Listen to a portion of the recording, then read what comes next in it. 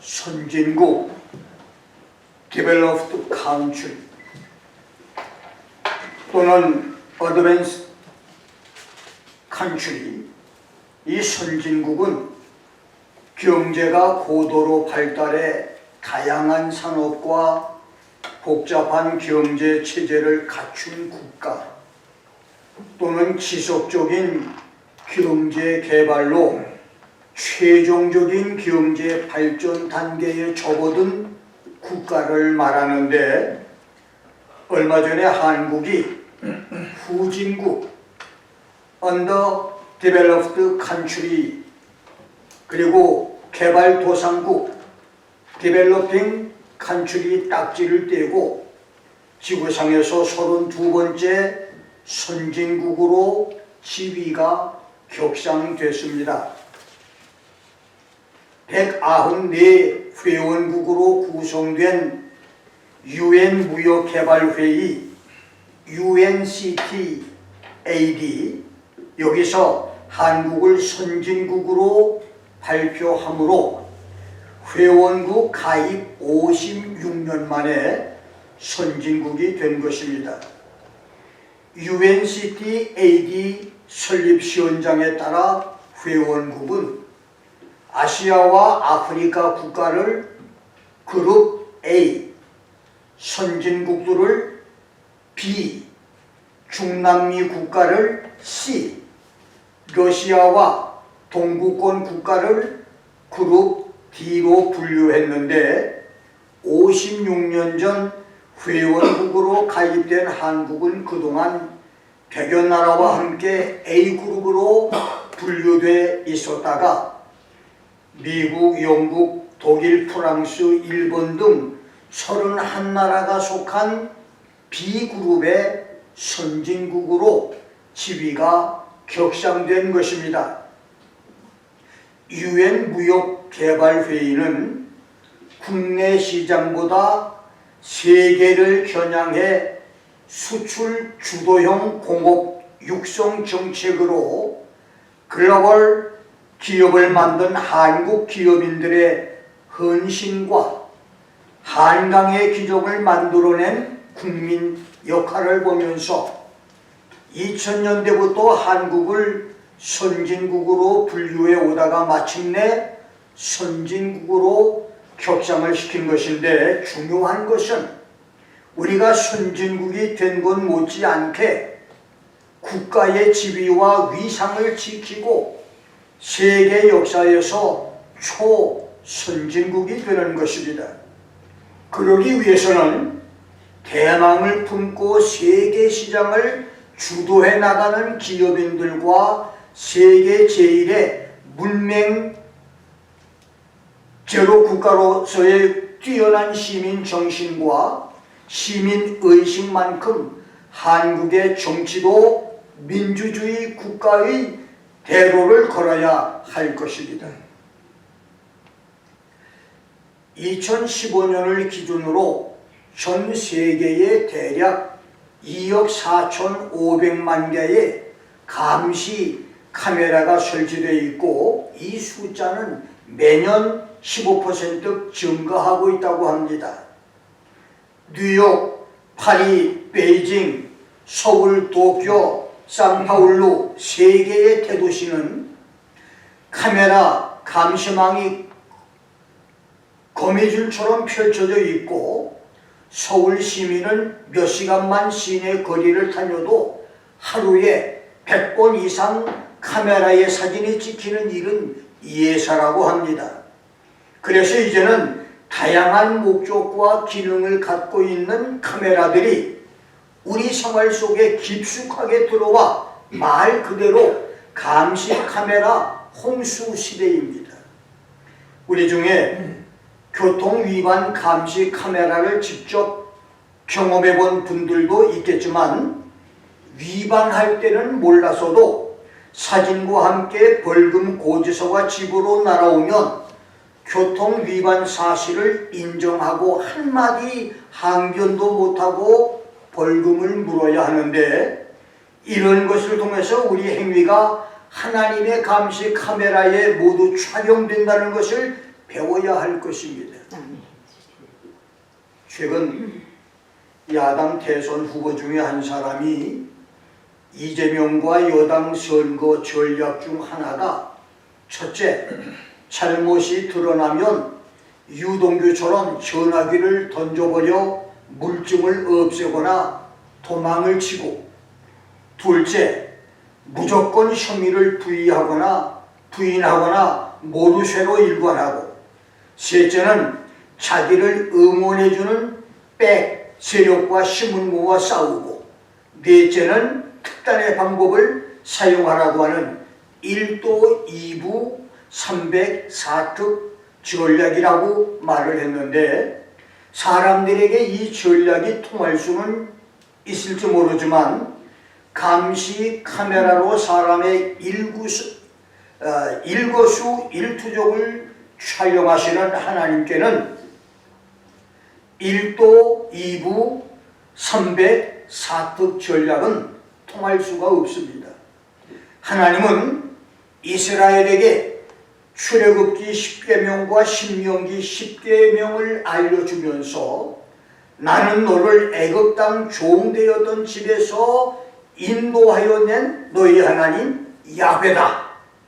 I am the Lord your God who brought you out of the land of Egypt, out of the house of slaves라고 말을 했는데, 이것은 성도들이 십계명을 지켜야 할 이유는 하나님이 우리를 애굽 땅 노예 생활에서 자유를 주신 분이기 때문이라고 하는 말씀입니다. 그렇습니다.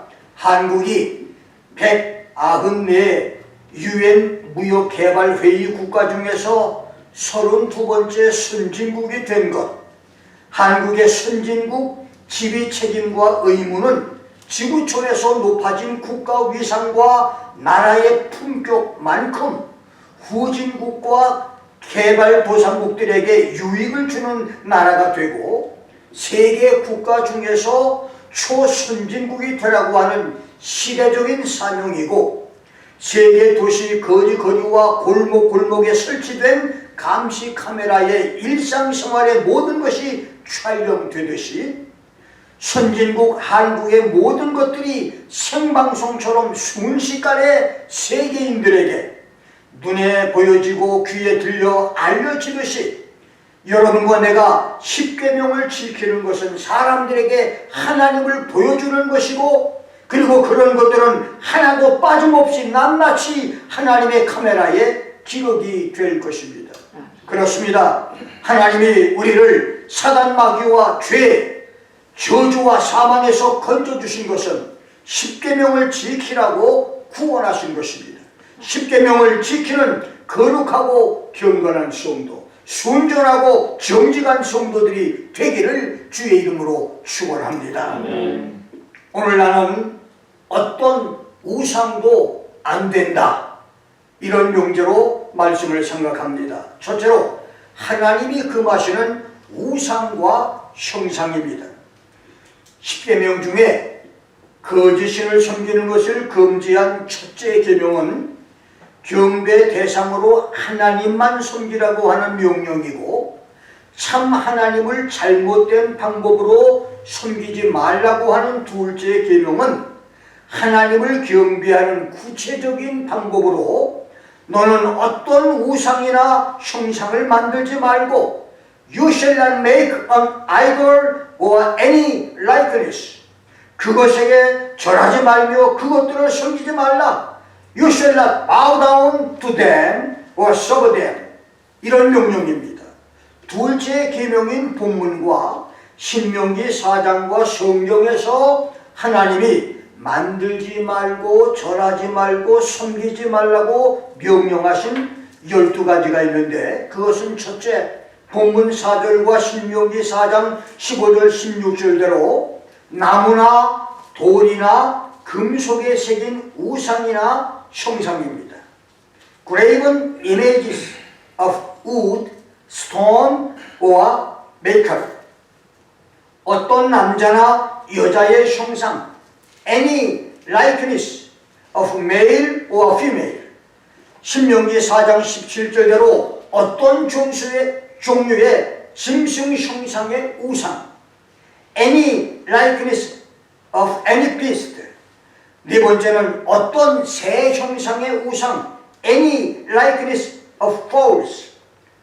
다섯 번째는 신명기 4장 18절과 로마서 1장 23절대로 땅 위에 기어다니는 어떤 곤충 형상의 우상들, any likeness of creeping things on the ground. 그 다음 어떤 종류든 땅에 사는 피조물의 형상, any likeness of any creature in the ground itself. 일곱 번째는 물에 사는 어떤 물고기 형상의 우상, any likeness of fish in the waters. 여덟 번째는 본문 4절과 로마서 1장 23절대로 likeness any creature in heaven above. 하늘 위에 어떤 피조물 형상이나 우상. 아홉 번째는 신명기 4장 19절과 에스겔서 8장 16절대로 태양, 달, 한눈의 별.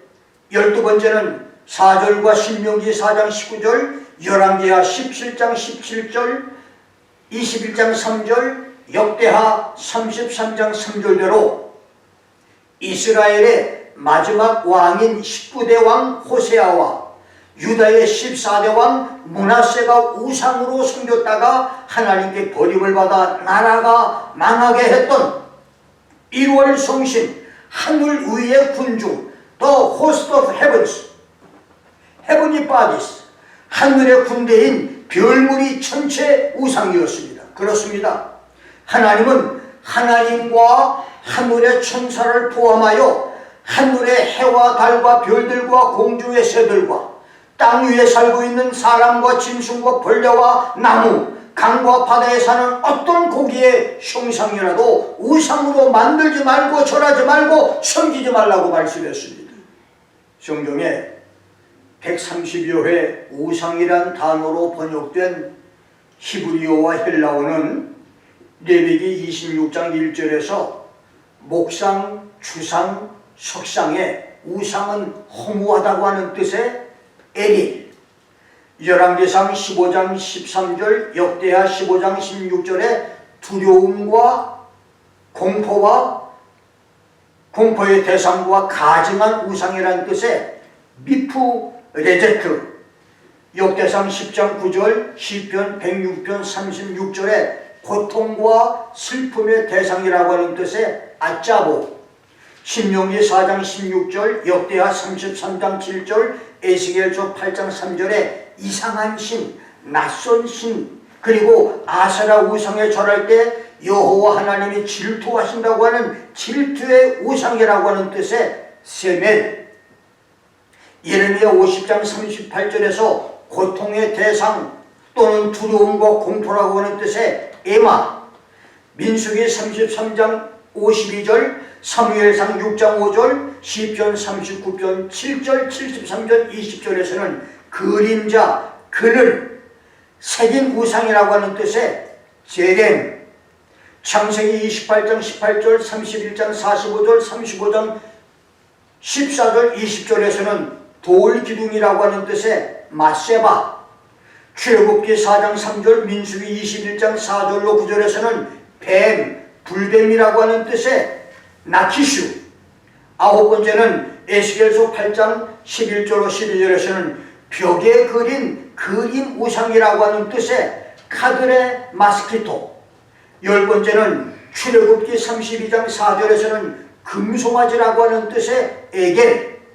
11번째는 창세기 31장 30절, 사무엘상 19장 13절, 에스겔서 21장 21절에서는 조상 우상을 가리키는 사람 형상 또는 동상이라고 하는 뜻의 드라빔. 12번째는 창세기 35장 14절, 예레미야 7장 18절, 이사야 41장 29절에서는 제사로 사람과 신이 가깝게 된다고 하는 제주, 제사를 조심스럽고 정성스럽게 모시는 신주 또는 빚어 만든 형상이라고 하는 뜻의 내색 등이 있고, 헬라어로는 고린도전서 8장 10절에 우상의 전 이방인의 성전, 그리고 거짓신 이방신이라고 하는 뜻의 에이돌레이온, 마태복음 22장 20절, 누가복음 20장 24절에서는 형상과 모습, 닮은 모양과 초상이라고 하는 의미의 에이콘 등이 있는데, 우상으로 번역된 히브리어나 헬라어의 의미를 종합해보면 헛되고 무익하며 화를 주거나 복을 주지 못하고 허탄한 것, 귀신과 교제하는 우상은 인간들이 두렵고 무서운 마음, 불안하고 초조한 마음, 고통과 슬픔, 가난과 저주에서 위로와 자유를 얻기 위해서 자기들이 만든 신, 그 우상을 섬기면 하나님이 분노하신다고 하는 그런 의미가 있습니다. 그렇습니다. 자기가 만들거나 자기가 선택한 신에게 절하고 섬기는 것이 바로 우상 숭배입니다. 그러나 시편 115편 4절로 7절, 135편 15절로 18절, 이사야 44장 9절로 20절의 경고대로 그 우상들은 입이 있어도 말하지 못하고 눈이 있어도 보지 못하며 They have a mouth, but they cannot speak. They have ears, but they cannot see. 귀가 있어도 듣지 못하며 코가 있어도 맞지 못하며 They have ears, but they cannot hear. They have noses, but they cannot smell. 손이 있어도 만지지 못하며 발이 있어도 걷지 못하고 목구멍으로 소리도 내지 못한다. They have hands, but they cannot feel. They have feet, but they cannot walk. They cannot make a sound with their throat. 그래서 우상을 만드는 자와 그것을 의지하는 자가 다 똑같다. Those who made them will become like them. Everyone who trusts in them이라고 말씀했습니다. 그렇습니다. 우상이나 우상을 만든 사람은 똑같습니다. 아무 도움이 되지 않고 하나님의 진노와 심판만 계실 뿐입니다. 그래서 하나님은 우상을 만들지 말고 그것에게 절하지 말고 그것들을 섬기지 말라고 말을 하신 것입니다. 하나님의 계명과 명령과 율례를 순종해서 어떤 우상도 만들지 않고 절하지 않으며 섬기지 않는 성도가 되기를 주의 이름으로 축원합니다.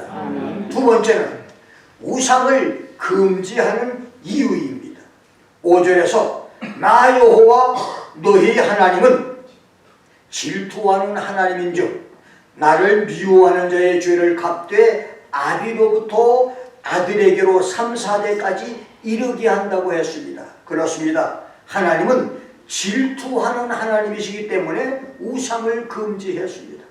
질투하는 하나님, 제로스 가시라고 하는 말, 엘카나는 죄인에게 원수를 갚는 진노와 질투가 아니라 이사야 42장 8절대로 자기의 영광과 찬송을 누구에게도 뺏기지 않는 질투와 우상에게 절하는 것을 결단코 용납하지 않는 질투를 의미합니다. 여러분, 어떤 남자가 자기 아내 스마트폰에 다른 남자 사진이 들어있거나 불순한 카톡 내용이 들어있는 것을 보고 그냥 넘어가고, 어떤 여자가 자기 남편이 다른 여자와 연애 편지를 주고받는 것을 발견하거나 남편 와이셔츠에 묻은 립스틱 자국을 보고 질투를 느끼지 않고 그대로 지나가겠습니까? 아내를 사랑하는 것만큼, 남편을 믿고 신뢰하는 것만큼 두 사람의 배신감은 클 것이며 질투의 불은 뜨겁게 타오를 것입니다. 그렇습니다. 하나님도 우리를 사랑하시기 때문에 여러분에게서 우상을 볼 때 질투의 불이 활화산처럼 타오른다는 말입니다. 두 번째는 죄를 3, 4대까지 갚아야 하므로 우상을 금지했습니다. 우상은 하나님을 반역하고 대적하는 죄 중의 죄며, 그래서 우상은 반드시 하나님께서 심판을 하십니다. 에스겔서 8장, 9장, 10장, 11장은 이스라엘이 우상 숭배로 하나님의 투기를 격발케 했으므로 하나님의 영광이 예루살렘 성전에서 떠나신 기록입니다. 주후 4세기부터 시작된 우상 숭배로 하나님의 영광은 1200년 동안 로마 가톨릭 교회를 떠났고 21세기 오늘날도 교회 안에 우상 때문에 하나님이 떠난 교회들이 수없이 많으며 장차 개발한 데는 교회들이 적그리스도 우상에게 굴복을 하므로 지구촌 교회는 괴멸될 것이며 교인들은 바람과 함께 날아가 버리는 꽃잎처럼 교회를 떠나 세상으로 돌아갈 것이며 성도들의 권세는 산산조각으로 끼워지는 데까지 가게 될 것입니다. 이렇게 우상 숭배를 심판하고 저주해야 되기 때문에 하나님은 성도들에게 그런 심판 재앙을 당치 않게 하시기 위해서 우상을 금지한 것입니다. 세 번째는 하나님의 은혜와 복을 받게 하려고 우상을 금지했습니다.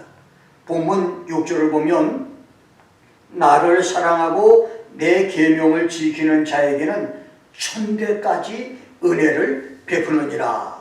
천대까지 2000 알파임은 수적으로 천을 가르치니 많은 사람이 축복과 은혜를 받는다고 하는 말이고 가문이나 종족 전체를 가리키니 자손 대대로 은혜와 자비와 축복을 받는다는 말씀입니다.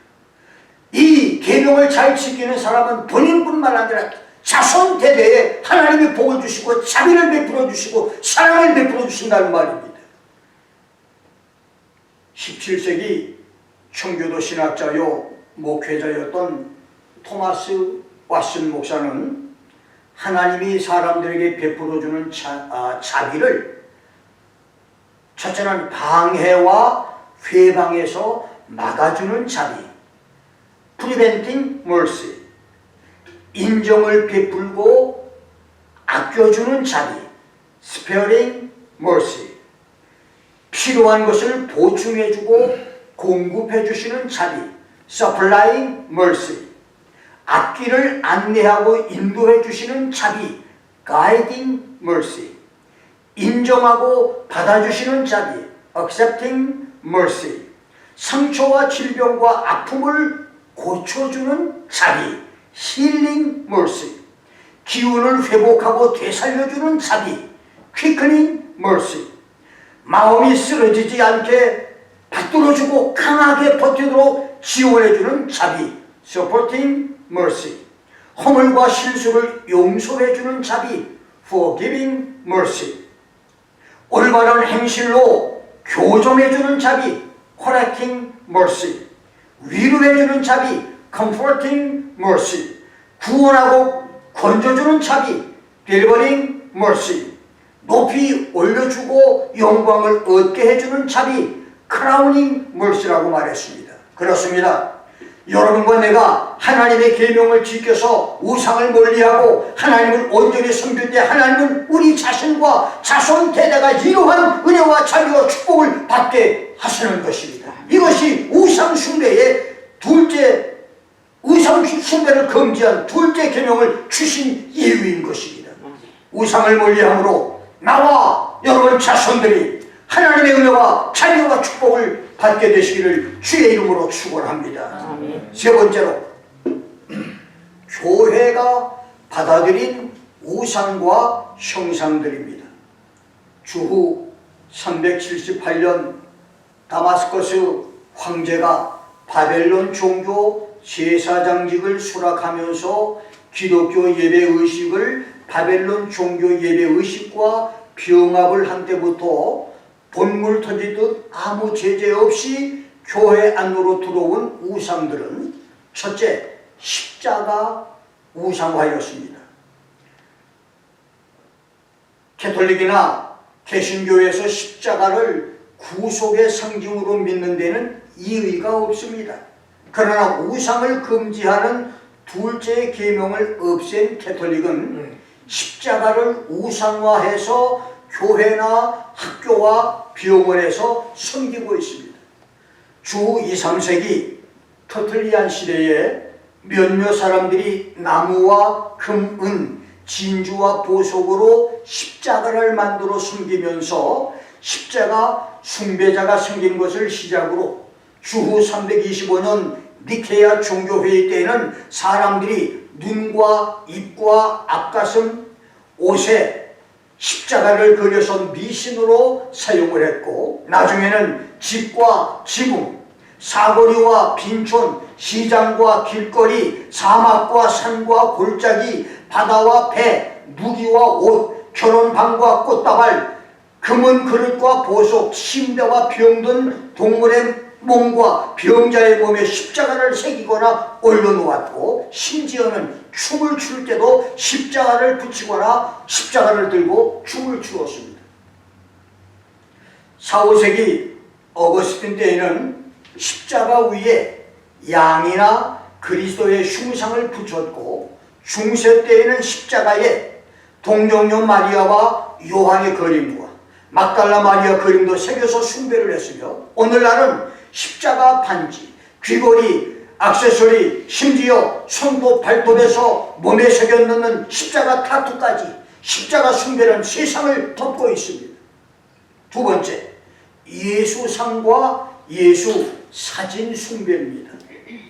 로마의 24대 마지막 황제 세베루스는 아브라함과 그리스도의 상을 신전에 걸고 숭배를 했고, 콘스탄틴 황제는 선한 목자상과 다니엘의 사자굴 속의 형상들을 거리에 세워서 숭배케 했으며, 레온티우스 감독은 목자상, 이삭이 제물로 드리는 광경, 모세, 욥, 다니엘, 요나의 그림을 우상으로 강요했고, 5세기에는 그리스도의 형상과 마돈나 성모상 이것을 만들었으며, 6세기에는 예수의 사진이 나오기 시작을 했습니다. 세 번째, 마리아론과 마리아 숭배입니다.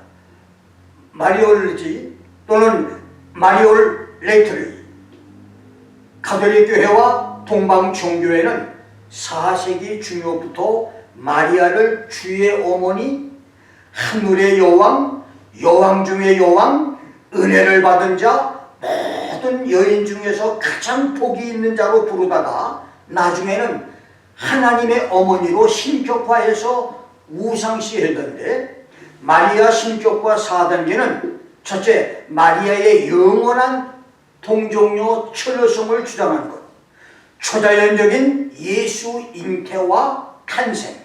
세 번째는 주후 431년 에베소 회의에서 하나님의 어머니로 신격화했고, 네 번째는 교부들이 주장하기 시작을 해서 7세기부터 퍼지면서 15세기에 고소돼 1854년 12월 8일에 교황 비오 9세가 예수가 무죄로 태어났다면 예수의 어머니 마리아도 원죄가 없다고 하는 무구회태 infallibility deus 이 교서를 내리고 축제일로 공포함으로 보통 여인과 똑같았던 죄인인 처녀 마리아, 예수를 믿음으로 구원받아야 할 처녀 마리아는 가톨릭의 우상화 작업으로 하루아침에 하나님의 어머니 산타 마리아, 마타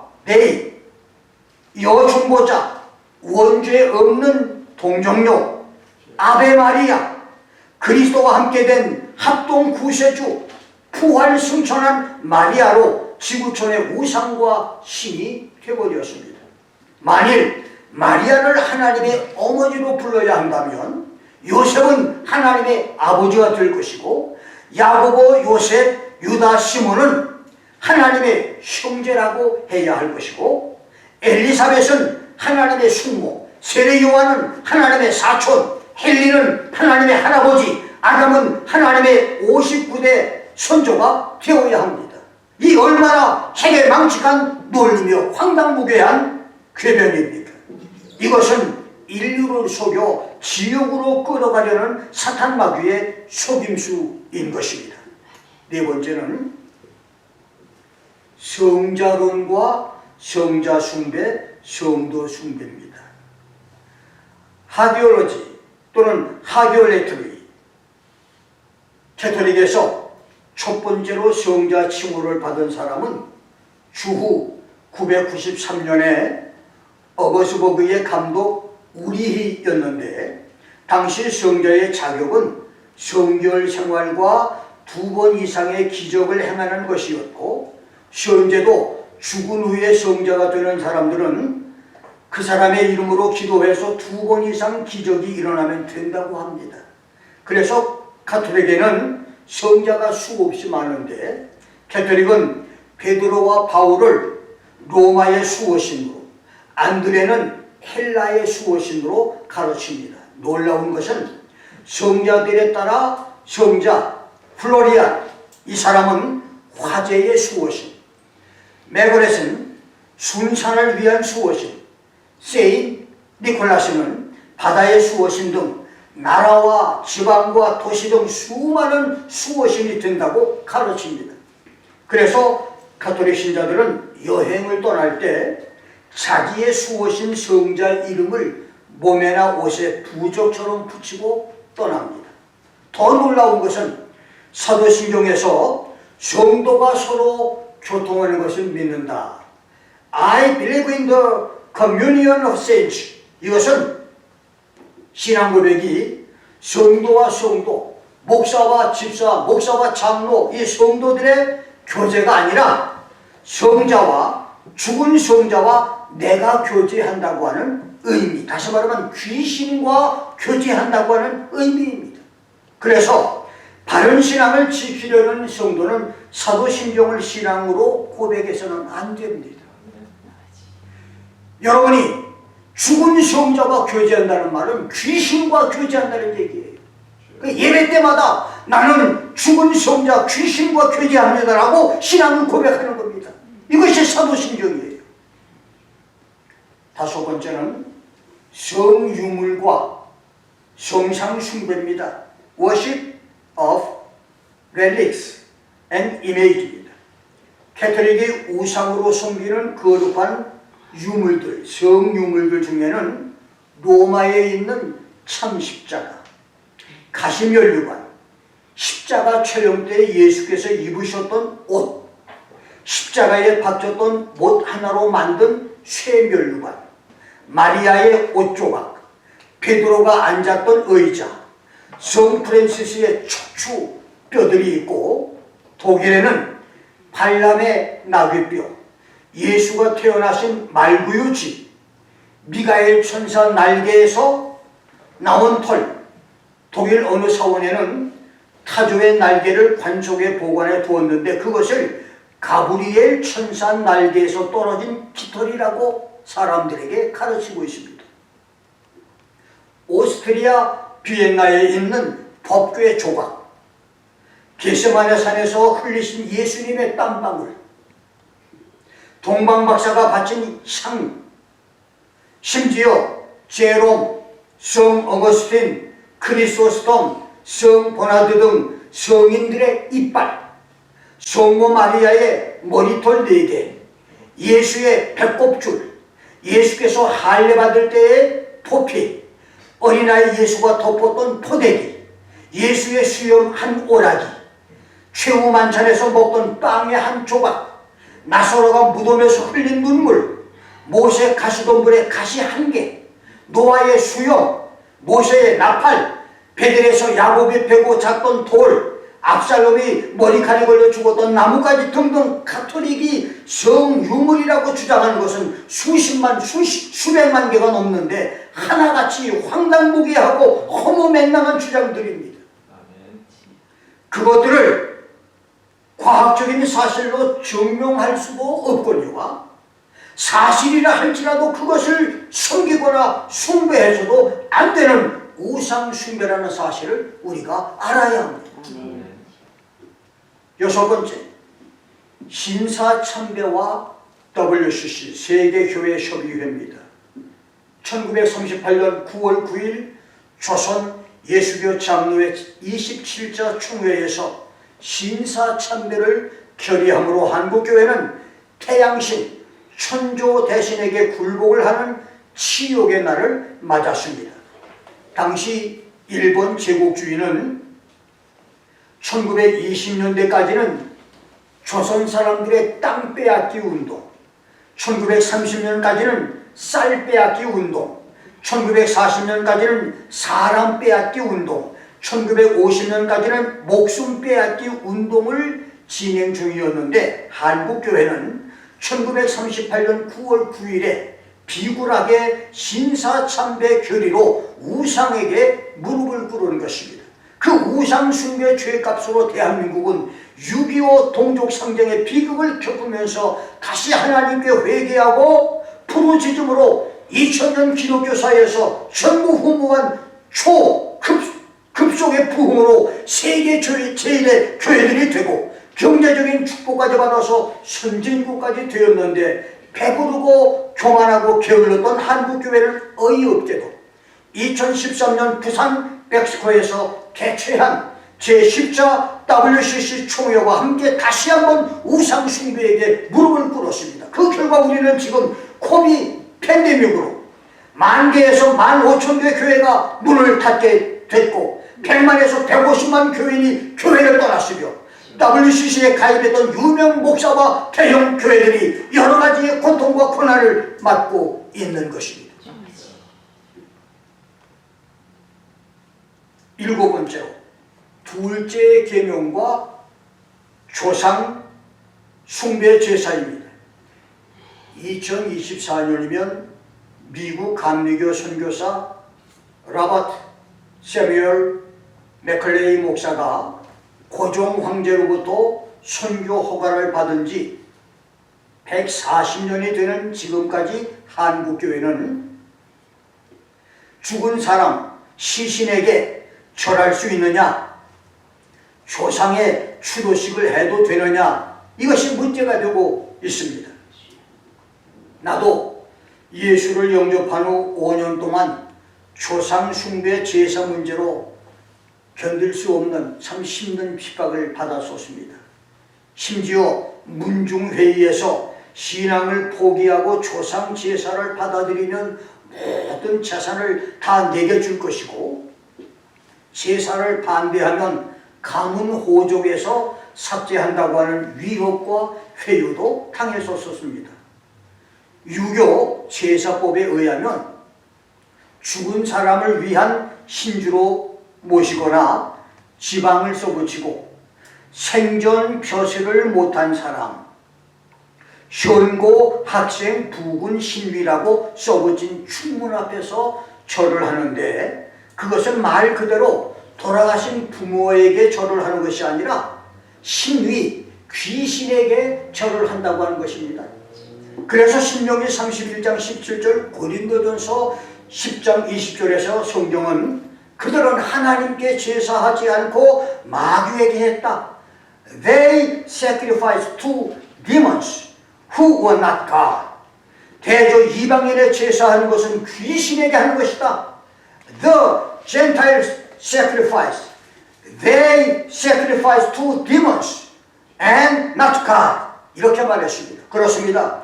죽은 자에게 절을 하거나 죽은 자를 기념하고 추모하는 것은 마귀에게 하는 것이며 귀신과 교제하는 우상 숭배입니다. 그래서 레위기 19장 28절, 신명기 14장 1절 2절에서는 이교도들처럼 죽은 자를 위해서 슬퍼하지 말라고 말했고, 신명기 26장 14절에서는 죽은 자에게 예물을 드리지 말라고 했으며, 시편 106편 28절에서는 죽은 자에게 제사하거나 제사 음식을 먹는 것은 바알 부호를 섬기는 우상 숭배라고 말했고, 시편 31편 12절에서는 죽은 자를 기념하지 말라고 말씀했습니다. 그런데 가톨릭은 죽은 사람을 위한 기도, 죽어서 연옥에 들어가 있는 사람들을 위한 기도를 하는데, 그것은 하나님을 거역하는 우상 숭배며 성경적이 아닙니다.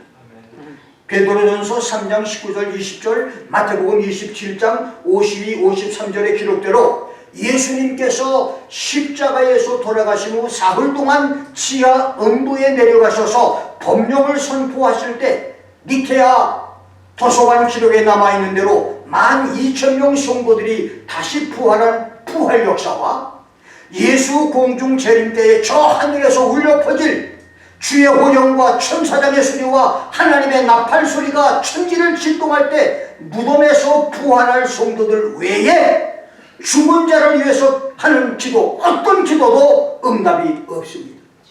일단 사람이 죽으면 더 이상 그를 위해 기도해서도 안 되고 기도 응답도 없습니다. 그런데 가톨릭은 지금도 이 기도를 하고 있습니다. 죽은 자를 위해 기도하고 있어요.